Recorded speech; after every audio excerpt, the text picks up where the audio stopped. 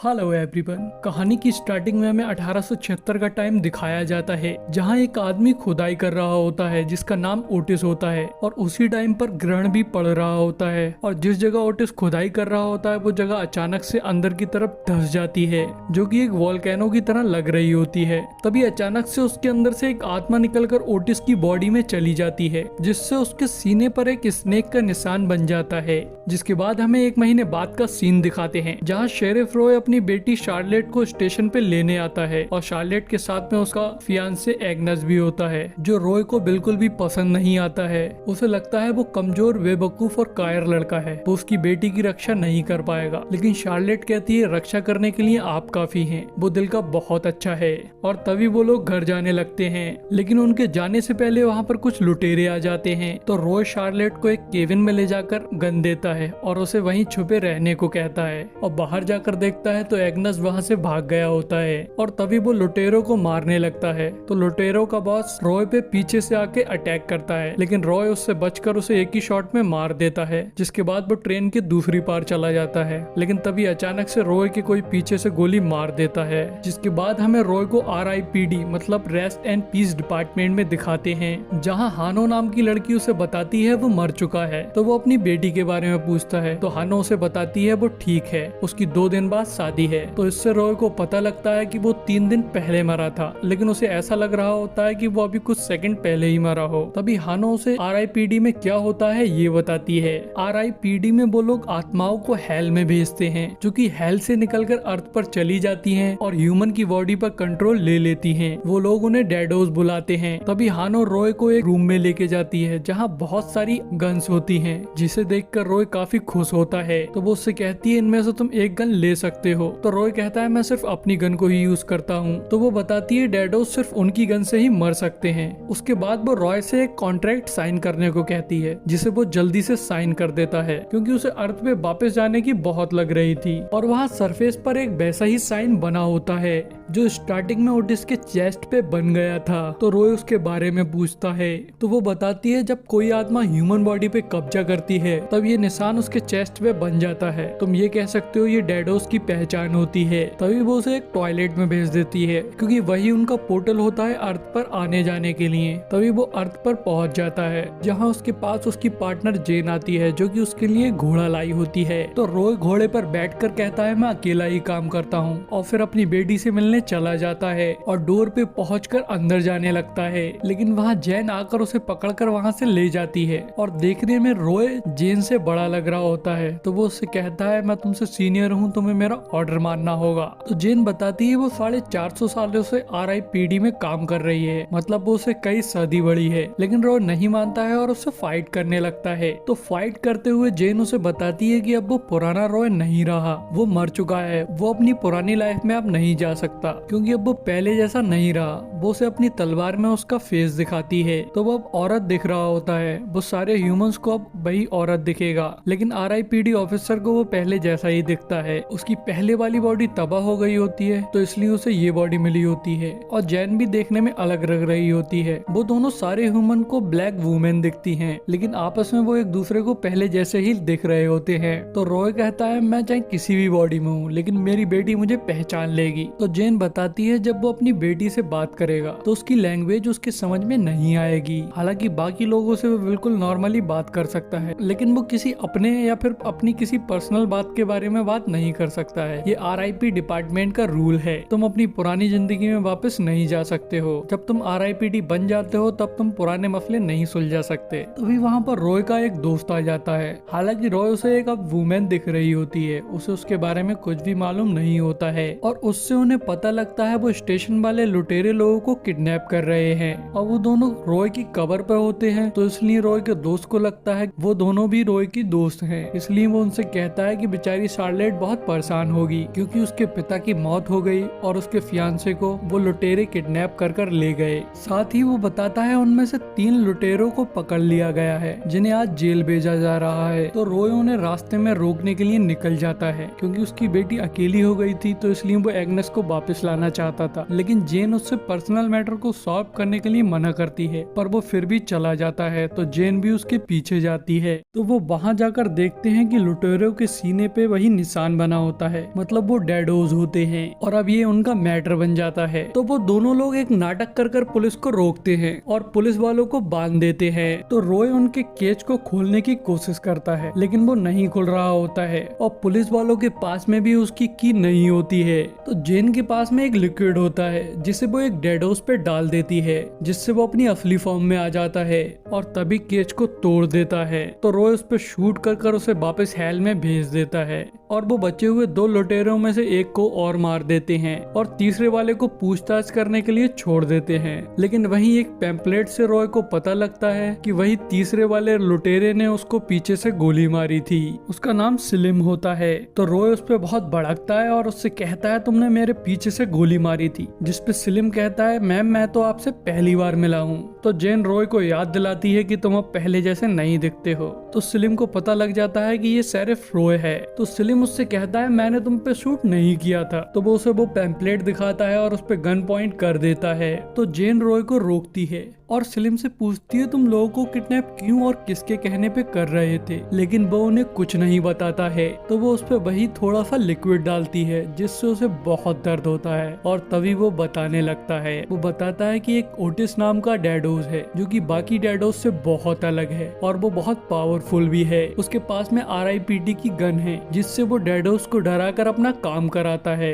मुझे नहीं पता उसका प्लान क्या है लेकिन उसने सिर्फ लोगों को कैद करके रखा है। वो उन्हें खिला रहा है, हेल्दी रख रहा है। अब वो ये सब रेड सीक नाम के शहर के पास में कर रहा है। तो वो दोनों स्लिम को अपने साथ लेकर रेड सीक के लिए निकल जाते हैं। तभी हमें ओटिस को दिखाते हैं जिसके पास में उसकी एक डैडोज आती है जो कि बताती है बाकी के डैडोज और लोगों को किडनैप करने से मना कर रहे हैं और तुम्हारी काबिलियत पे शक भी कर रहे हैं और वो जानना चाहते हैं कि तुम्हारा प्लान क्या है। तो ओटिस बताता है वो अर्थ पर डैडोज का राज लाना चाहता है लेकिन उसे ये बिल्कुल भी अच्छा नहीं लगता है कि उसके ही लोग उस पर शक कर रहे हैं। तो वो उससे कहता है चलो हम उन्हें यकीन दिलाते हैं। तो वो उन लोगों से जाकर बात करता है और उनमें से एक के पेट में हाथ डालकर उसकी आत्मा निकाल लेता है और उसे गन से शूट कर हेल वापस भेज देता है जिससे सारे डैडोज को यकीन आ जाता है वो उनसे काफी पावरफुल है और वो उसके लिए काम करने लगते हैं। और वो उन लोगों को भी बताता है कुछ दिनों बाद से अर्थ पर हमारा राज होगा। और इधर वो दोनों भी रेड सीक टाउन के करीब आ गए होते हैं। तो रॉय स्लिम से कहता है अगर तुमने टाउन में किसी को हमारे बारे में बताया तो मैं तुम्हें उसी टाइम मार दूंगा। और तभी वो टाउन में पहुंच जाते हैं।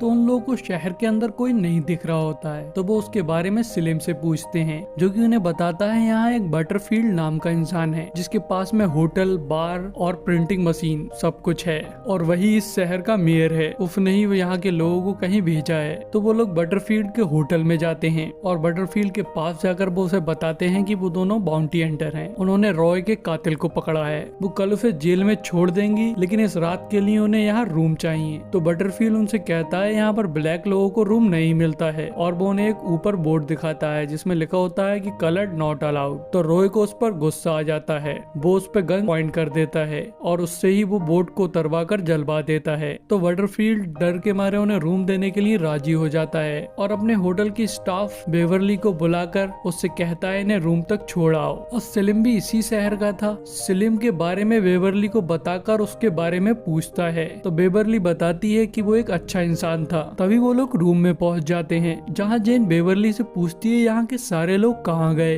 तो वो बताती है बटरफील्ड ने उन लोगों को कहीं भेज दिया है और उसके बाद वो वहाँ से चली जाती है। तभी हमें कैद लोगों को दिखाते हैं जिसमें एग्नेस भी होता है और वहाँ पर सारे लोग मास्क पहने हुए होते हैं। तो वहाँ पर एक लड़की मास्क को उतार रही होती है तो एग्नेस उसे रोकता है और उसे अपना मास्क उतार कर दिखाता है। मास्क उतारने के बाद में वो सांस नहीं ले पा रहा होता है और तभी वो अपना मास्क पहन लेता है। हालांकि उसे नहीं पता होता है कि वो लोग सांस क्यों नहीं ले पा रहे हैं। तभी हमें बटरफील्ड को दिखाते हैं और अब उसे शहर में भी सांस लेने में दिक्कत हो रही होती है। तो वो ओटिस के पास जाता है क्योंकि ओटिस भी उस टाइम वहीं टाउन में होता है। तो वो ओटिस से एक मास्क मांगता है लेकिन ओटिस उससे कहता है ये सिर्फ कैदियों के लिए है। अगर तुम इस मास्क को पहनोगे तो तुम्हें कैद कर लूंगा। अगर तुम कैद होना चाहते चाहते हो तो इस मास्क को पहन लो। तो उस पे बटरफील्ड उससे कहता है होटल के अंदर 2 लड़कियां हैं, तो मेरे बदले उन्हें ले जाओ और मुझे मास्क दे दो। तो ओटिस उन्हें लेने चला जाता है, लेकिन साथ ही वो बटरफील्ड को भी कैद कर लेता है और इधर रॉय सलीम को बांध देता है। जिसके बाद सलीम उन दोनों से कहता है अगर तुम मुझे छोड़ दो तो मैं तुम्हारा साथ दूंगा, लेकिन वो लोग उसकी बात पर विश्वास नहीं करते हैं। तो सलीम रॉय को उसकी गन दिखाता है जो कि उसने उस टाइम निकाल ली थी जब रॉय उसे बांध रहा होता है, लेकिन वो गन रॉय को वापस कर देता है और उन दोनों से कहता है अगर मैं चाहता तो तुम दोनों के सर उड़ा सकता था, लेकिन मैंने ऐसा नहीं किया। मैं कोई बुरा इंसान नहीं हूँ। और बेवरली ने भी बताया कि मैं एक अच्छा इंसान था, लेकिन वो दोनों फिर भी उसकी बात पर विश्वास नहीं करते हैं और बाहर चले जाते हैं। तो बाहर जाकर उन्हें एक गाड़ी में बटरफील्ड मिलता है, तो वो उससे पूछते हैं तुम्हें यहाँ किसने कैद किया। तो वो उन दोनों को बताता है मुझे ओटिस ने यहाँ कैद किया है और मेरे शहर के सारे लोगों को माउंटेन की पुरानी माइन पे कैद किया है। तो जैन कहती है वहाँ तो हेल का गेटवे है और आज रात ग्रहण भी पड़ने वाला है। तो बटरफील्ड भी कहता है ओटिस भी किसी गेटवे की बात कर रहा था।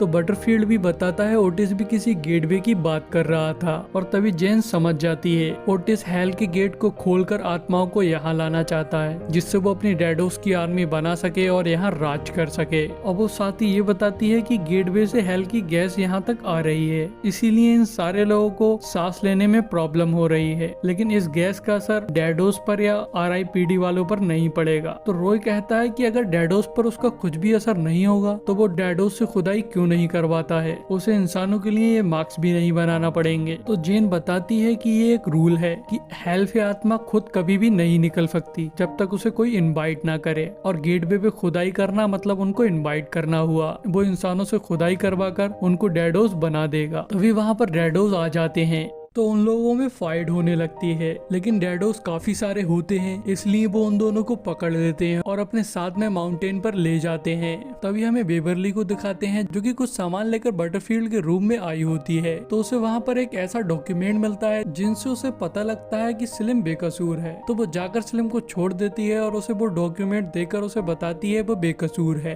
और बेवरली की भी हालत खराब होती है, तो इसलिए सलीम उसे एक मास्क ला कर देता है। तभी हमें उन दोनों को दिखाते हैं जिन्हें बाकी सारे लोगों के साथ में कैद कर दिया होता है। तभी डैडोस डोर को खोलते हैं, तो मौका देखकर एग्नस बाहर चला जाता है और 2 डैडोस से अकेले ही लड़ने लगता है। एग्नस 2 डैडोस पे अकेला ही भारी पड़ रहा होता है, लेकिन तभी वहाँ पर तीसरा डैडोस आ जाता है और उन डैडोस में से एक डैडोस एग्नस को पकड़ लेता है और दूसरा वाला मारने लगता है और उसकी कुछ देर पिटाई कर वो उसे वापस जेल में डाल देते हैं। और जब एग्नस बोलता है तो रॉय को पता लगता है कि वो एग्नस है। तो वो एग्नस से पूछता है क्या तुम्हारी शादी हो गई? तो एग्नस कहता है नहीं, लेकिन मैं एंगेज हूँ दुनिया की सबसे अच्छी और खूबसूरत लड़की के साथ में। और वो शार्लेट की काफी तारीफ ही करता है, साथ ही वो रॉय के बारे में काफी अच्छी बातें करता है और उसकी बातों से रॉय को लगने लगता है कि वो शार्लेट के लिए बिल्कुल परफेक्ट है और रॉय बहुत खुश हो जाता है। लेकिन अब वो ग्रहण का टाइम आ गया होता है, तो ओटिस उन सारे लोगों को गेटवे पर ले जाता है और वहाँ खुदाई करवाने लगता है।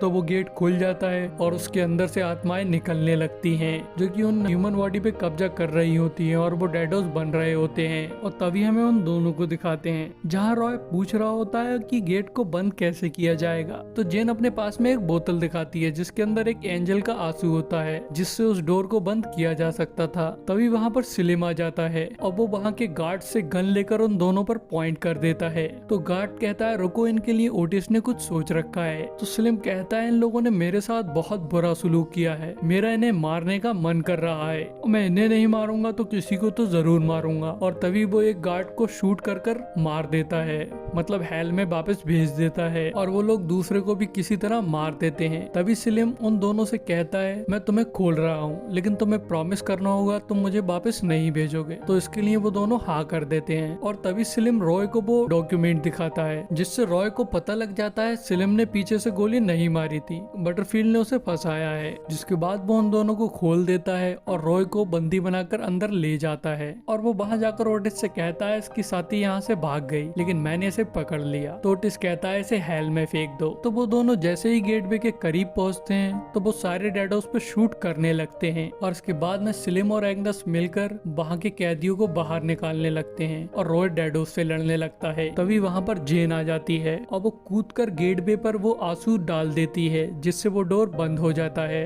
लेकिन वो डोर बंद होते समय सब कुछ वापस खींचने लगता है, तो इसलिए जेन अपनी तलवार को जमीन में गाड़ देती है और उसे पकड़ लेती है और रॉय भी उसी को पकड़ लेता है। जिसके बाद वो गेटवे सारी आत्माओं को वापस खींचकर बंद हो जाता है और उनकी ये प्रॉब्लम सॉल्व हो जाती है। तभी जेन अपनी स्वॉर्ड को निकालने की कोशिश करती है लेकिन वो नहीं निकल रही होती है और फिर उन्हें ओटिस की आवाज आती है जो कि गेटवे से अंदर नहीं गया था, क्योंकि वो इस गेटवे से बाहर ही नहीं आया था, वो तो इससे पहले वाले गेटवे से बाहर आया था। और तभी वो अपनी असली फॉर्म में आ जाता है। तो उसे देखकर जेन बताती है ये तो एस्ट्रोथ है जो कि शैतान के 3 खास चेलों में से एक है और ये सबसे खास वाला है, ये शैतान का राइट हैंड है। तभी एस्ट्रोथ उनसे कहता है अब तुम्हारी वजह से मुझे 50 साल तक इस ग्रहण का इंतजार करना पड़ेगा और उन पे हमला कर देता है। तो वो दोनों छिप जाते हैं। रॉय उस पर गन से शूट करने लगता है और जेन पीछे से जाकर अपनी स्वॉर्ड लेकर उस पर हमला करने की कोशिश करती है लेकिन वो उन दोनों को पकड़ लेता है।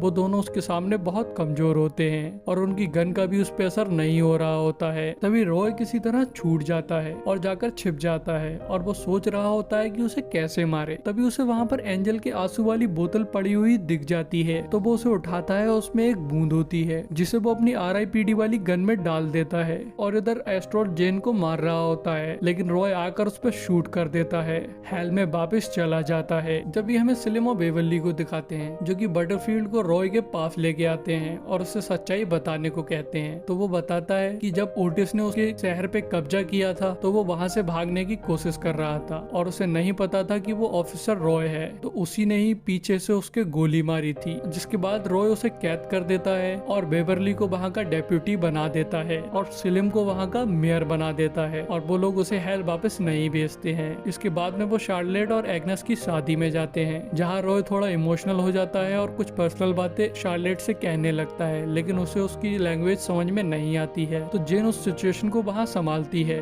और फिर वो लोग वहाँ से चले जाते हैं। तो RIPD डिपार्टमेंट के पोर्टल पर जाकर रॉय जेन से कहता है अब मैं आराम से हेवन में जाके रहूंगा। तो जेन उसे बताती है तुम वहाँ भी नहीं जा सकते क्योंकि कॉन्ट्रैक्ट के हिसाब से कम तुम्हें 100 साल तक RIPD के लिए काम करना होगा, उसके बाद ही तुम अपनी नौकरी को छोड़ सकते हो। और यही हमारी मूवी खत्म हो जाती है। गाइस इस मूवी का नाम RIPD 2 है। और गाइस अगर यहाँ तक आ गए हो तो प्लीज चैनल को सब्सक्राइब कर दो और वीडियो को लाइक कर दो और बेल आइकन को दबा दो।